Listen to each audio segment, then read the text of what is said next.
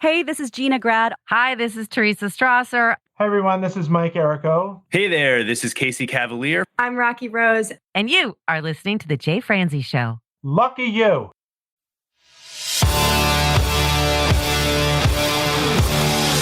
Welcome to The Jay Franze Show, a behind-the-curtain look at the entertainment industry with insights you can't pay for and stories you've never heard. Now, here's your host, Jay Franze.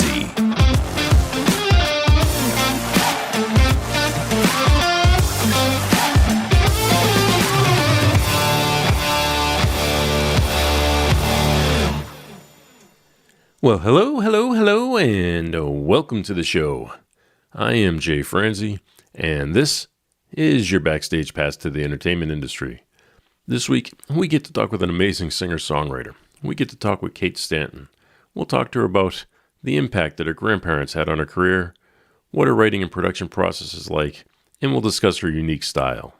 Now, Kate, she is not only an amazing singer-songwriter, but she's an amazing person, and I can't wait to talk with her tonight. So if you would like to join in, comment, or fire off any questions, please head over to jayfranze.com. Now, let's get started.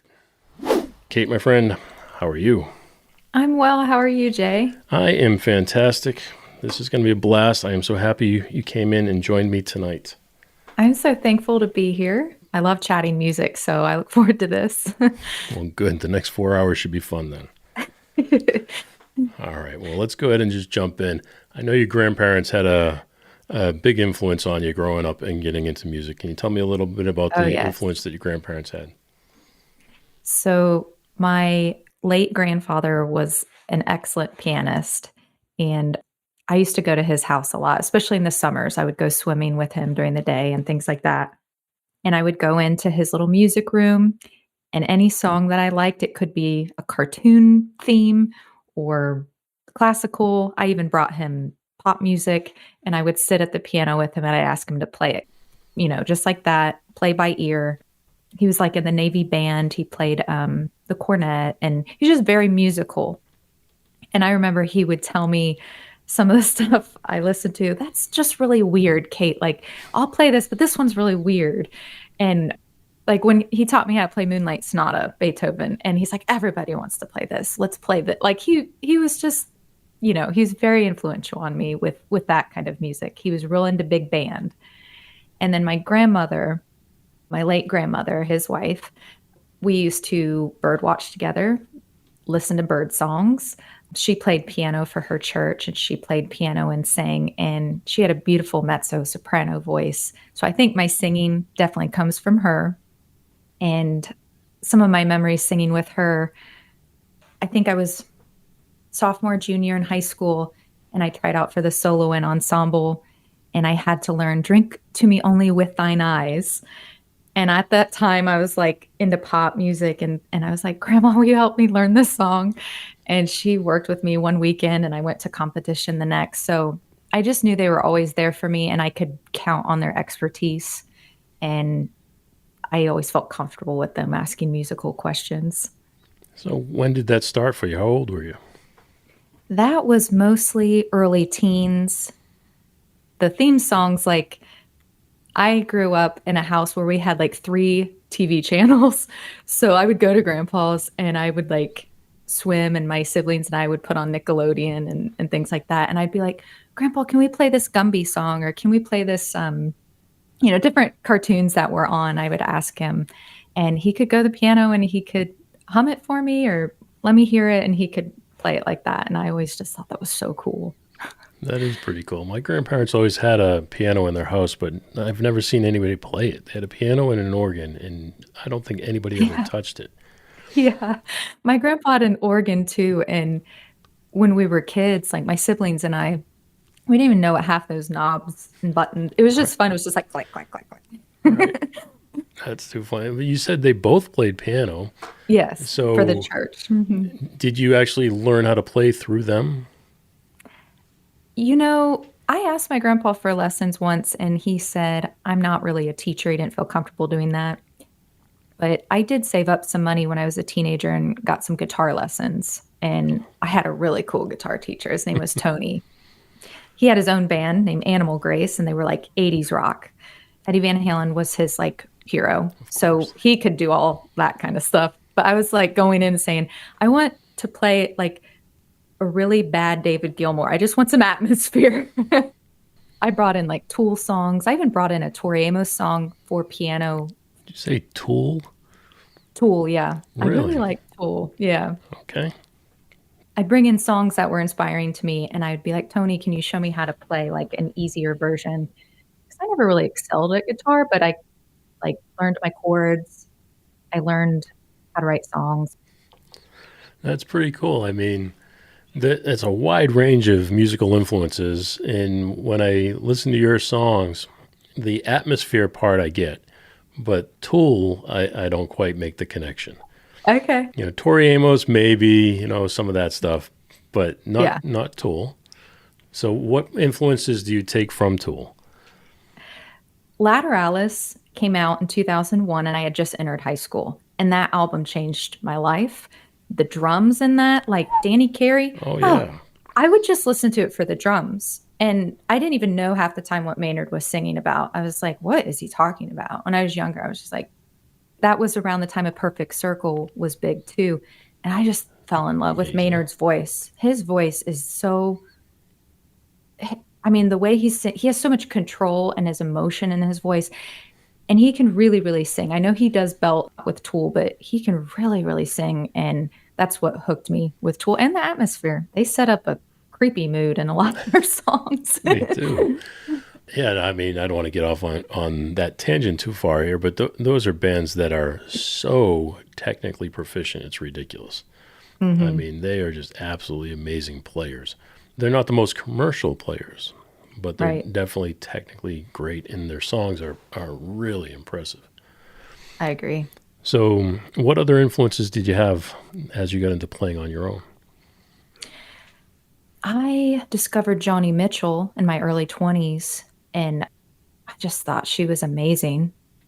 Her Blue album, from start to finish, I would listen over and over, and I just thought, how does she write this? Like, it's especially the closing song and A Case of You. Like, I remember my eyes watering the first time I heard it. I was like, how does she write this? It's just like the emotional singer-songwriter. And I read somewhere that she felt like the cellophane on the side of a cigarette, like she just felt so vulnerable and thin like that. So it made more sense to me on how she could write like that. That's pretty cool. Yeah. At what point was it that you started taking the influences and creating your own music? I have memories doing that even with one of my really good friends from gymnastics. We had a little duo when we were about 10. And I remember writing songs then, but it probably wasn't until my teens that I started writing more personal and poetic type stuff. Well, your stuff definitely has a poetic feel to it. Do you do that intentionally? I think it's unintentional because I just write what I feel, not so much storytelling, but in my own way. And some of my songs even started out like in a prayer. I know Fleeting Moments, it was a prayer. And then I was like, maybe it's a song. And then I just started singing, the melody came. I was like, this is a song. Well, it's a popular song, right? I mean, you get thousands of listens on Spotify and people seem to really get into it. Thank you, because that one meant a lot to me. And that's how I met 12 Below and started collaborating with them. And that's how I got in and did some Carrie Cole music school thing. That song opened some opportunities for me that otherwise wouldn't have. Well, since you brought it up, let's go ahead and jump into that for a minute. Go ahead and talk about that collaboration. So I posted the rough demo on YouTube, and 12 Below, they said they really liked it, and they asked if they could, polish it a bit in production, because you could even, if you listen closely, my ears can even hear feedback. So I was like, yeah, sure. If you like it, go ahead. That would be so awesome. And when they sent it back, I loved the bass. it was a fretless bass that they added. Right. And I always have this, I felt like I had this high end on the song that needed that low end. Like it needed that bass, and it just felt complete, and it just felt right. So The bass sounds amazing in that song. yeah, he's a good bassist. I took note of that when I was listening to it, but I always enjoyed the sound of a fretless bass. It just has that rubbery sound to it that I really like. And I could hear that in that song. And it's not just the bass part. I mean, the production of the song sounds pretty cool. Towards the middle there, the drums kick in and just kind of takes it to a different level. I agree. Who was involved in producing it? That was Toby and his brother, 12 Below. Okay. And he has a studio in Germany, in Hanover, Germany. Yeah, they added the bass, they added the drums. Pretty much anything that's not keys and vocals or harmonies is something they added. That's usually what my demos are. Just keys and vocals. Mm-hmm. You mentioned harmonies too, so you write your own harmonies? It's one of my favorite parts of songwriting is layering, like lots of layering of vocals and then finding what harmonies work. Sometimes some strange harmonies, sometimes 3-part harmonies. Well, talk about that for a minute. How do you approach writing a harmony? So maybe I'm not so theoretical with it because I just do what sounds good. Sure. I record the main, I use Logic and Apple, and usually I'll sing like gibberish, just whatever I feel, like an ad lib. And then sometimes I'll take my headset and I'll put one ear and then I'll just start harmonizing up, I'll harmonize down, and then I'll add some strange harmonies, or I've even thought about learning overtone singing just to add some texture and atmosphere to a one vocal line, especially if I can't play the instrument I want in my head. I'll add a vocal line and maybe it'll stay and maybe it'll, become an instrument. That is funny. So you don't ever approach the harmonies from the piano then? You don't sit down and find the notes on the piano. You just do it all from your head? Sometimes I do, but mostly in my head. Yeah. I work in the studio a lot, and when I have people come in and sing, it's always surprising to me when you bring in these professional background singers and they come up with the harmonies right there on the spot and they start singing. Oh, yeah. And it just gets me that they can do that just right on the spot like that. And it's a special skill set. You have to be very trained. Like I was even listening to Phil Collins live on YouTube the other day, and I was listening to his beautiful atmosphere and layers and his backup singers. I think that is you have such a good ear to be able to sing some of those harmony lines. And Oak Ridge Boys, like that's one of my favorite parts is William Lee Golden's baritone, like those harmonies. It's just beautiful. It's absolutely amazing. Yeah. So the process itself, we talked about your inspirations, and you take those inspirations even as far out as Tool, and I can appreciate that because my inspirations come from all over the place. So you're taking these inspirations and you're crafting something of your own, and it is a very unique style. So I'd like to hear how you describe the style. I think it's an alternative indie pop, dream pop, ambient. Some of my stuff is down tempo, art pop, dark pop.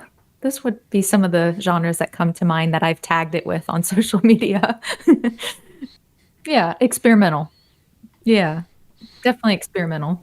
Well, it's definitely, to me, it's very vibey. It's got a vibe to it. It's something that's more interesting to listen to than your typical pop music. Thank you. It's more enjoyable to me. It kind of creates that mental image in your head. I like that you say that because I certainly see them when I write them, usually like landscapes and things like that. I can see like rolling hills and some things. That's cool. You mentioned Logic, and I know you play the piano and sing. So is that how you craft your demos? It's just playing the piano into Logic? Yeah.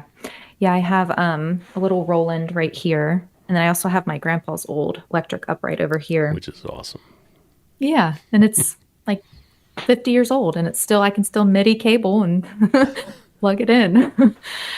And then I've tried in Logic to use some of the plugins with strings and things like that, but when you can get a fretless bass that sounds as nice as what Toby and them can do, it's it's kind of just for ideas. So I've learned to get a really good piano demo and to stay in my wheelhouse, stay in my lane, get a really good vocal demo, harmonies, get the idea, get the gem of the song out, and then the people with the gifts of polishing and production and instrumentation, and everybody has their gifts, and I'm still learning what mine are, really. We're constantly learning, right? But I learn very fast. Mine are behind the scenes. I can push the big red button and tweak the knobs, but I can't play the instruments well enough to be in front. And I mean, all the knobs, all the mixing, like that's something I've never even delved into. Yeah, it's just a different type of talent. Yeah. So what's the next step after that? So you take the piano and vocal, you put it into Logic, and you craft something. Where does it go from there? Usually, when Toby and I were working on the Ghost and Angel song cycle, we had a shared drive, or we emailed song files, and then we set up a spreadsheet of priority list of songs based on what we liked, and then we would work on songs that we felt fit the cohesive theme of what we were trying to do. We wrote so many songs, so many of them were cut from the list because they just didn't, match the vibe we were going for, or could have been, you could write 100 songs, only one be good, I've written a lot of stuff that I go back and like, yeah, maybe not so much. Well, I laugh. You say spreadsheet, which is right up my alley. I create a spreadsheet for anything. But I've been in the studio on several occasions where we put up just a giant whiteboard in the back of the studio, and we just start tracking things. If you don't have a way to track it and keep up with it, you're going to lose it, and it's not going to make it to the record. Yeah. So when you send those songs off, are they then crafting around what you sent them, or do you guys just listen, collaborate, and then go into a different studio? No, they are usually, I think Toby's really good at structure, and that's something that a lot of my freeform stuff really needed, especially actually a lot of them. And when I would send it, I would get back a very structured, awesome piece of music. And then a lot of times I would go back over that even and tweak lyrics, tweak vocal melodies, add harmonies, things like that. So it's a lot of passing back and forth, all digitally. Which is awesome. Yeah. In this day and age, it is so cool to do that. You just send a whole zip file. We transfer. It's free. And someone can play around with what you have. You can splice, you can loop, you can do all kinds of things in your DAW. Well, we say DAWs, digital audio workstation, which is what Logic is. Yeah. I won't hold that against you. I'm a Pro Tools guy, so. So I know the recording workshop. One of my old friends, when I was a teenager, went there. I loved it. I experimented with the Pro Tools. I did Logic more because I had a MacBook. I had GarageBand. I just upgraded to Logic. And I've been kind of looking. I think Ableton would be fun to learn. I've looked at other ones that maybe I'll invest in at some point. But Pro Tools is typically what you find in a studio like in Nashville, where you're recording musicians that come in. We get 8 people in the room at a time. Where Logic is more for people like yourself who are crafting something from scratch and they're writing songs, and it makes it a little easier for a writer. Yeah. They're all pretty cool. And I think, too, creative people sometimes will get excited about something. I know, at least this describes me. And then I have to tone it back and say, okay, I have this much energy, this much time. What do I want to excel in? What do I want to focus on? I want to get my song ideas down, and I want to make great song ideas and write and craft good songs. That's my hope. So is your focus more on the songwriting then? Yes, I would say so. Yeah. What's your process when it comes to writing? I am a big believer in journaling every single day. Some days it can be completely mundane. Some days it can be almost venting. And then what I often do is I go through and I highlight themes in my songs or in my journaling. And sometimes I'll write the themes out like chapters and think these could be songs. Because if everybody would journal, you would see the themes that rule your life. You would see common things that come up every single every single day in your life. And one really cool thing about being a songwriter is that you can change something bad that has happened. It helps me cope. It helps me connect. It helps me process. It's therapeutic. It helps, like I said, connection. That I love it when it connects with someone else because it connected with me. And then if it connects with someone else, it just means so much to me. Well, let's talk about that for a minute, that connection. So you're writing stuff that is for you, and people are connecting to it because they can relate to it. But once they make that connection, how are you keeping them engaged? That's a really good question. I do try to respond to comments because I will get some, like, there's one person in particular who will comment on my Ghost Girl song and say that she's felt like that and she's one and she's felt invisible. And I just try to make her feel visible by responding and saying, I see that you comment on these and I really appreciate that. And I mean, social media is a great tool now that all musicians have to connect with people who like their music. It's quick. You don't have to leave your home. It's a very nice way to quickly connect with people. Right. Yeah. So when you're making these comments, then, so you're handling your own social media, you're talking to the people yourself. Mm-hmm. Is there any strategy that you take and put behind that? I try to be vulnerable because I do believe in vulnerability being a form of connection. And I think it inspires other people to be able to be vulnerable. And I'm a big believer in following your dreams, no matter if you do have another job or if you are busy with a family, other things. Make little baby steps. I like meeting people who are like that too, because so many of them are, especially in the indie music community. So many hold down jobs and families, and then they're still creating music. And that's a really fun community to be a part of. Well, that's a good point. Do you collaborate, not necessarily musically, but do you collaborate with other artists and maybe share promotional ideas or things like that? Oh yeah. I mean, on X, formerly known as Twitter, it's still Twix. weird to say that. Twix. Like that. I mean, there are so many hashtags of the indie community there. And then another website that I found a wonderful community is the February Album Writing Month, FALM. I did a lot of collaborations there, and those are all on SoundCloud. So it's not even like tit for tat. It's more like leave them a comment, leave them share their stuff. They'll share yours, give them some constructive feedback. You know, it's just a nice community that does that. Right.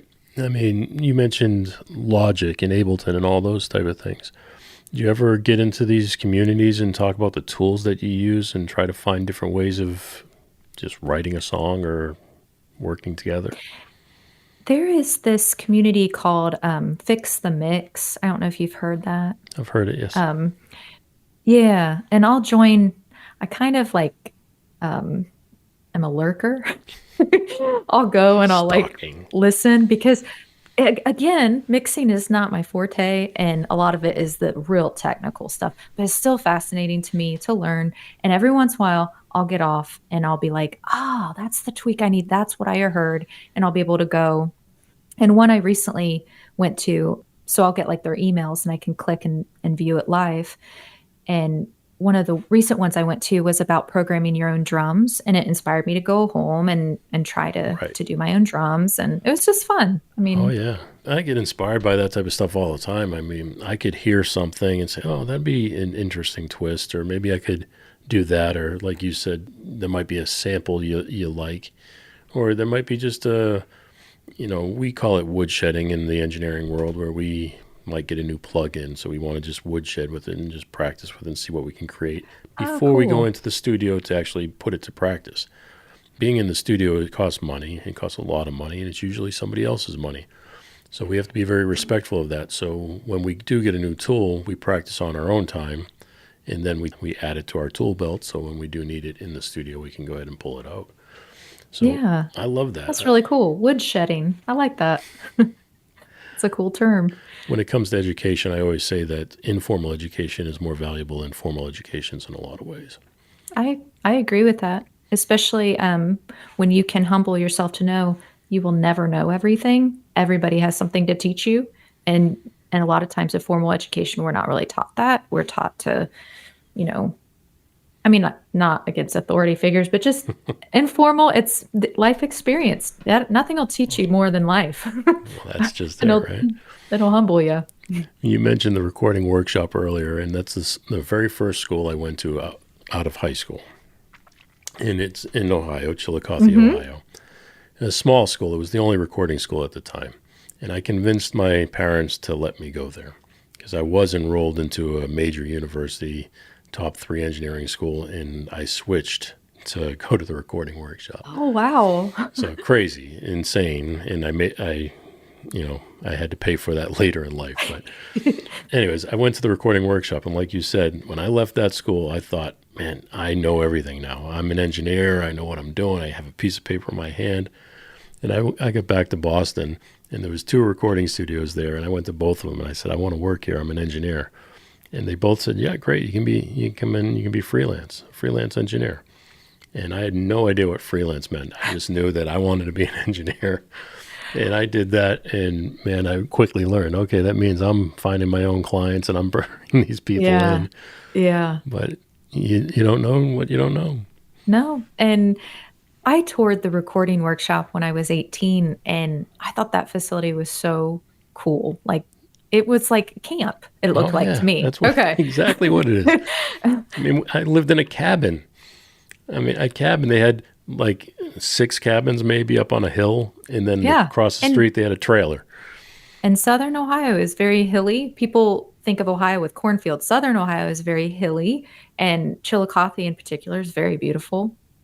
And then it's just like cabins, and I was like, man, I really want to go here. This is cool. And my friend Paul had just graduated from there, and he was very talented. He had Pro Tools, and he helped me with some demos. It's a cool place. It was a cool experience overall, not just the musical part. I was going to say, and I feel like you would wake up, eat, breathe, sleep, everything music. So it was like immersive. That's the feeling I got from visiting the campus.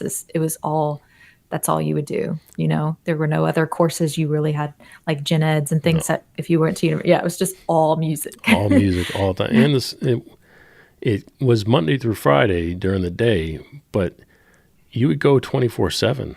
They would let you in there. Like I would go in when I went, it was reels of tape, but I would pull reels of tape off and I'd sit there in that studio. I'd mix until somebody kicked me out of that room. That's awesome. It was just awesome. Yeah, it really was awesome.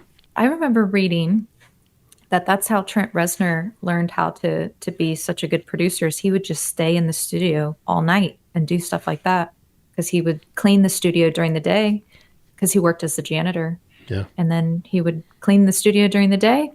He just wanted his foot in the door. And then he would learn how to produce at night.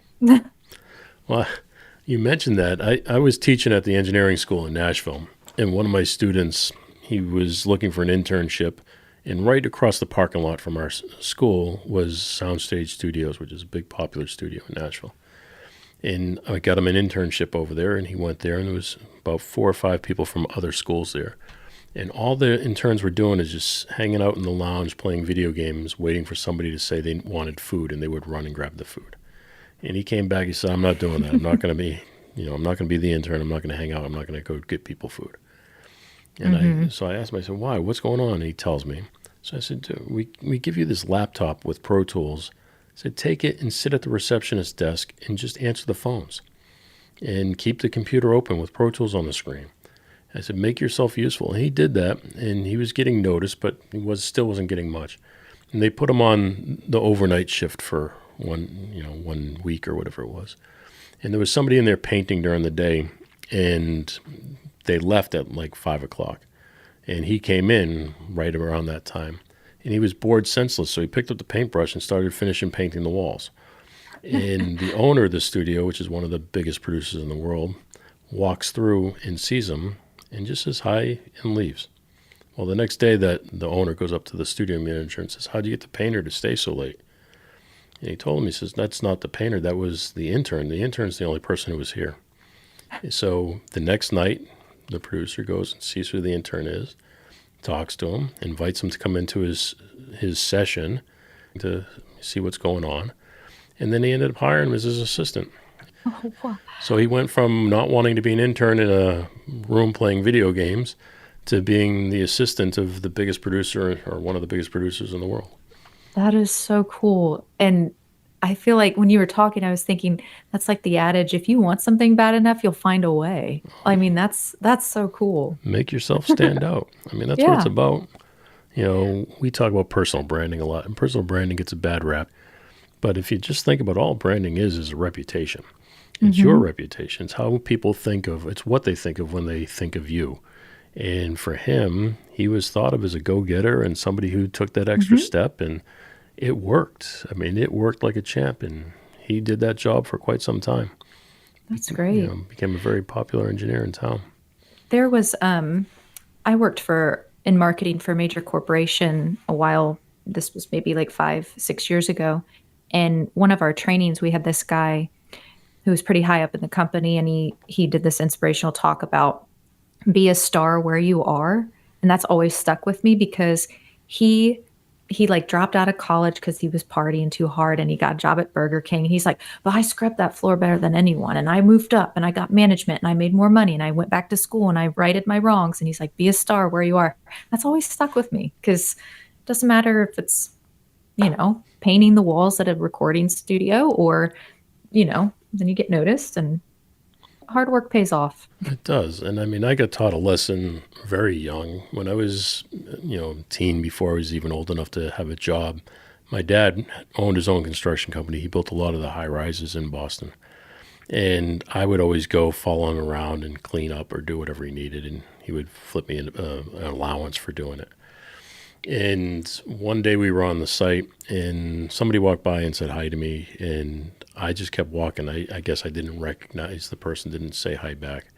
And my father said, you know, hey, they said hi to you. What's going on? And I'm like, well, I waved. He goes, no. He goes, you lifted your hand and like waved, but nobody could see you do it. So you didn't truly give recognition to that person. I said, Dad, I said, it's all right. It was just the janitor. And oh my Lord, when I said that, that was the end of it. And I got taught a lesson very, very seriously that day. Yeah. And it never left me. I mean, I talk to everybody everywhere at all times now and don't treat anybody differently. And I think that's typical teenage. I mean, we all did that as teenagers to some degree where, you know, and then it's nice to be checked. You don't think it at the time for sure. But later on, you're like, I'm so glad my dad said that. Oh, if he didn't say that, I probably would have kept doing it throughout life. But no, I never did it again. And not only have I never done it again, people have come up to me now in life and always say, talking to me about how I talk to everybody equally, or how I talk to, you know, the janitor to the CEO. Everybody is the same. And and I've realized real quick that they're all just people. There are people at different places in their life is all it is. Yes. And we're all connected in some way. So when we hurt others, I hurt. So I just don't think it's a cool thing to do to hurt others. And now I have 3 daughters that I try to teach these lessons to. And it's tough. I'm lucky. I always say having 3 daughters is God's way of punishing me for all the things that I did wrong in life, I'm sure. However, I will say that the 3 daughters I have are very, very nice, and they truly, truly care about other people. That's one thing that I don't have to teach them. That's wonderful. And daughters are special. I have a daughter, and both my husband and I are so proud of her. She's just a good kid. All right. Well, let's go back to your music here before we get too far off the subject. Takeaways. I want to talk about the takeaway because we talked about the connection between you and the listener, your friends, your online friends. I don't like to call people followers or fans or that type of stuff, but your online friends, your connections. So what do you hope that they take away from your music? Definitely.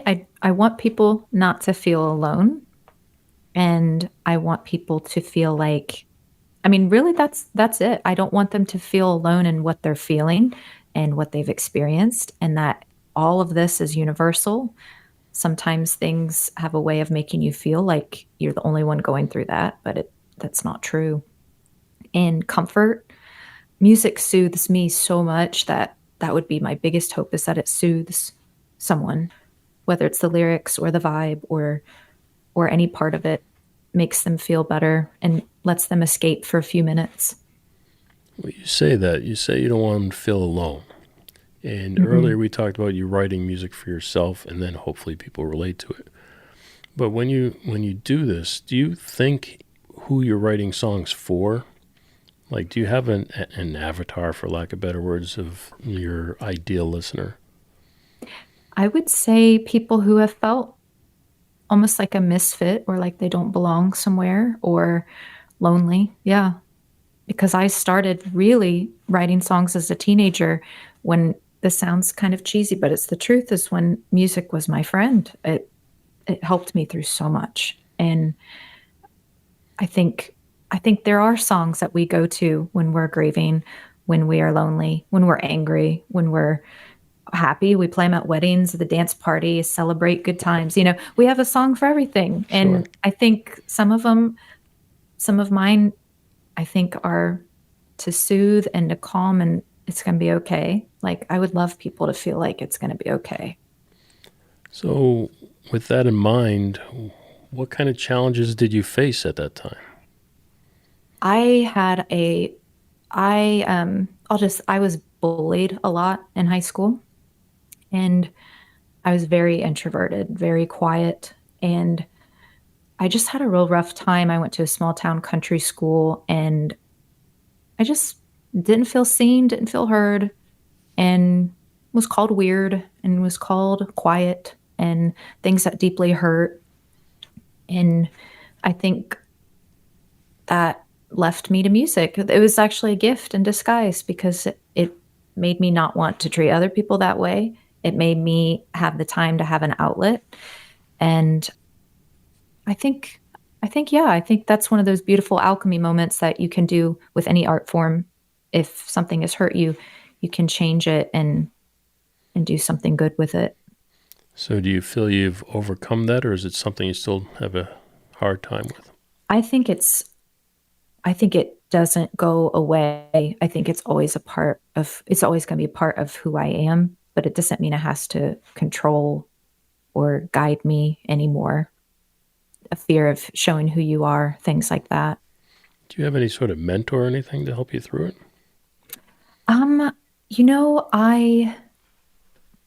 I have had several really, really good friends throughout the years that, whether they were co-writers, other songwriters, friends like Jeff Panzer is the one who encouraged me to come here. He's a wonderful man, wonderful friend, and he'll send me encouraging messages, and because he has a vision, and sometimes we can't see that vision and I love it when he shares it with me.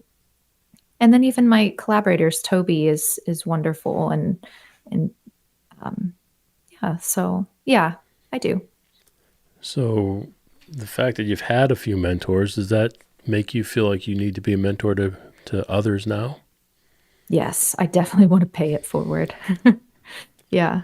There's something about going through something, and once you get to the other side, it's like it fuels you. Like, I don't want people to feel that way. I never want people to feel that way. Right.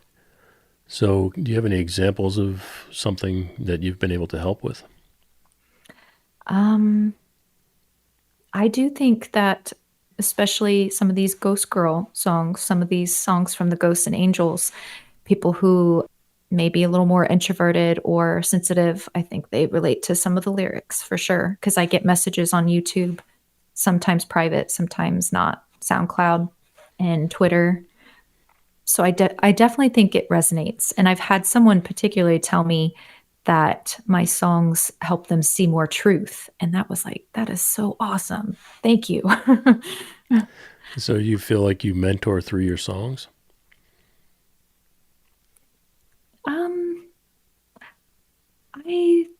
I don't really know. I think that I think it's neat to see someone, like, I work full time, I'm a mother. I think it's cool to see someone else who is also juggling other things to still have a dream and to still go after things. I think that's inspiring. So kind of hope in that way it's a form of mentorship. Like, go after your dreams. Don't worry about what people think. They're still going to talk no matter what. To be inspirational. Yeah. Well, I know that you're a songwriter and definitely a singer. You got a beautiful voice. But Thank you. have a background in theater. Do you have any plans to do live performances? At this time, I don't, but I've done the coffee house scene before. I've done musicals before. I was part of a duo where we did some shows. And whether it's solo or with a band, I definitely want to get a set list together of some of these ghosts and angels. I've already written down like what my dream set would be and how I would do it. And I would definitely want it to be immersive too. I've asked my sister, who is a visual artist, to help me with the sets and things like that. So I think it would be really more cool. like drama. Yeah, it would. Probably like the vibe that you said, because even with the fog, I was thinking, oh, a fog machine. Well, that's a pretty cool tune too. Let's talk about that for a minute, because Yeah. I listened to that tune and the very first thing I thought is, oh, this has got a feel to it. And I'm sitting there going through it and I'm like, yeah, this is cool. I like it. What was the vision behind the song? So that was a demo I had on YouTube back in 2022. And 12 Below listened to it, and they actually added the percussion and a lot of that you speak of. So I think from what I remember Toby saying, they liked the atmosphere. And of course, being called the fog, when you're in the fog, you don't quite know where you are. And that's in the song, video that was in a plane too, right? Yes. Yeah. Over Lake Michigan. And then that's my sister, the artist I was talking about, that she did the watercolor. But Which was really cool.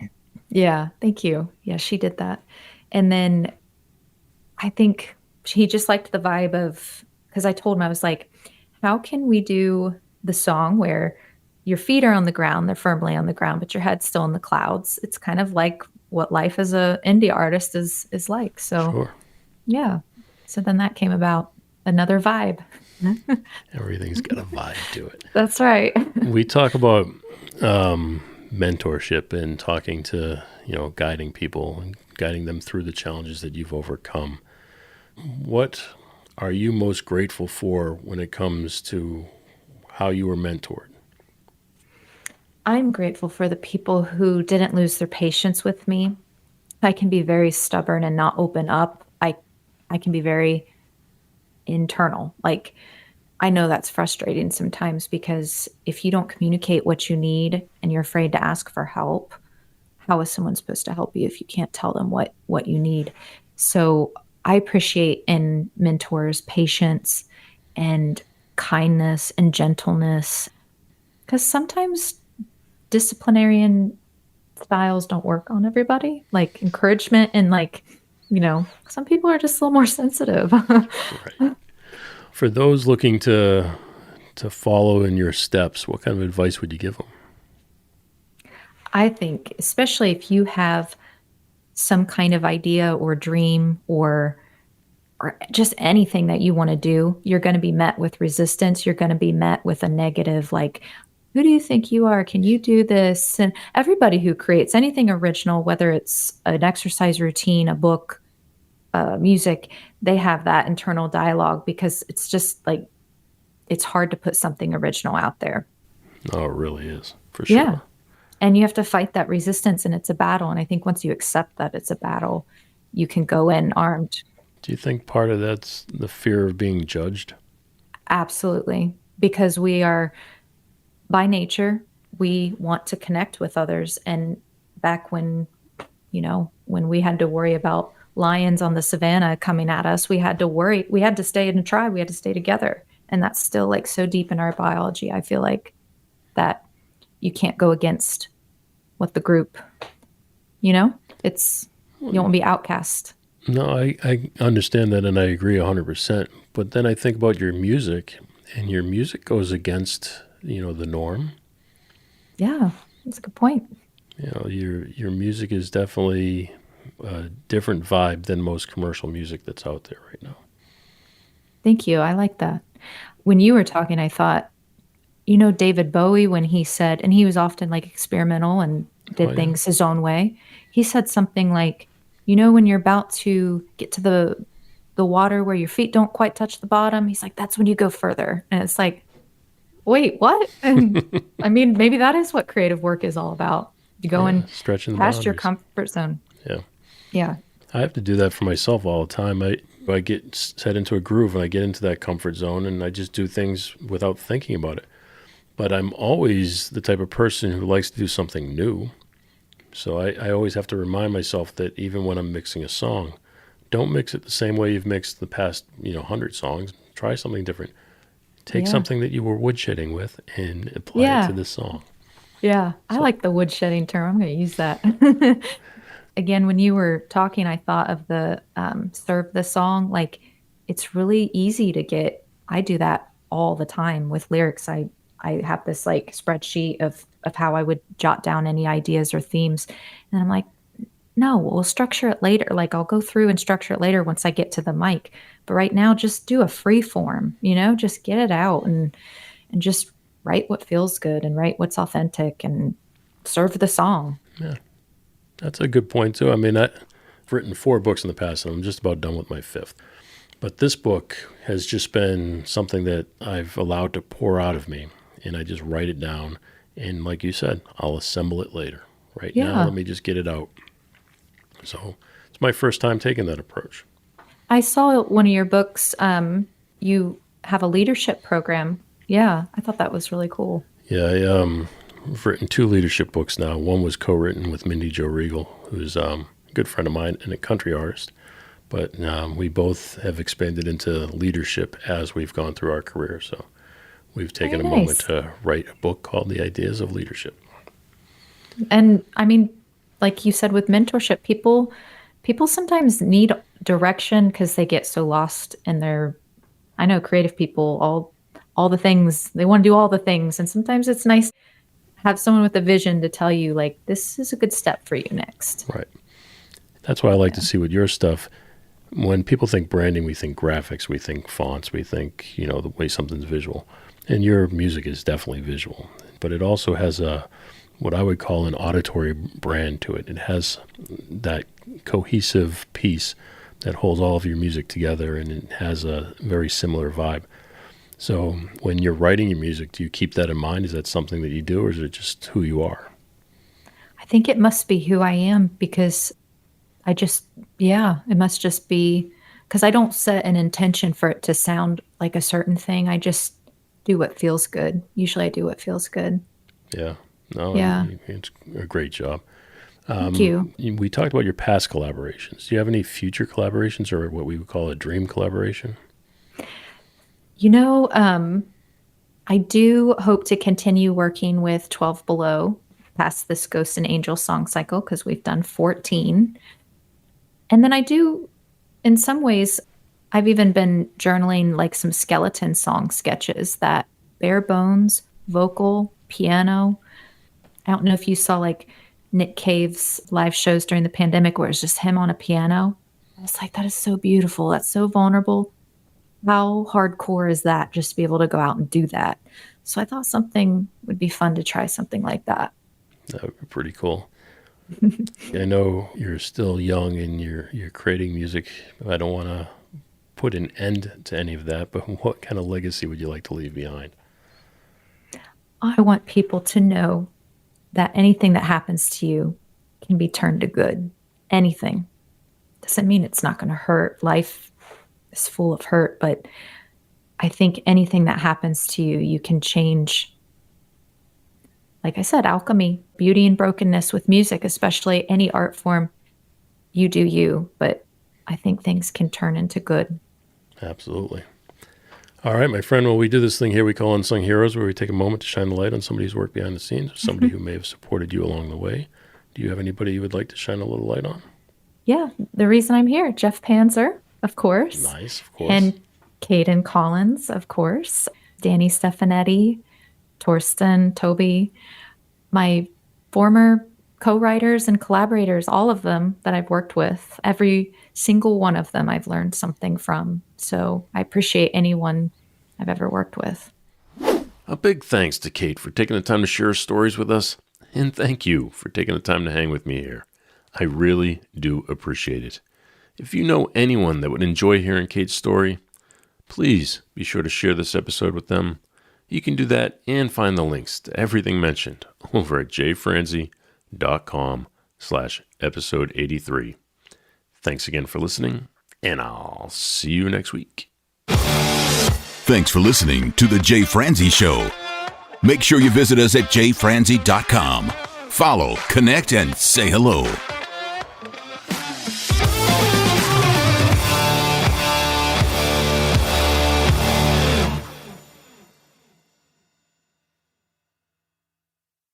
This episode has been brought to you by VR Knives, your source for 100% custom knives made by a true rock star. So, if you're in the market for a new piece of art, reach out to VR Knives.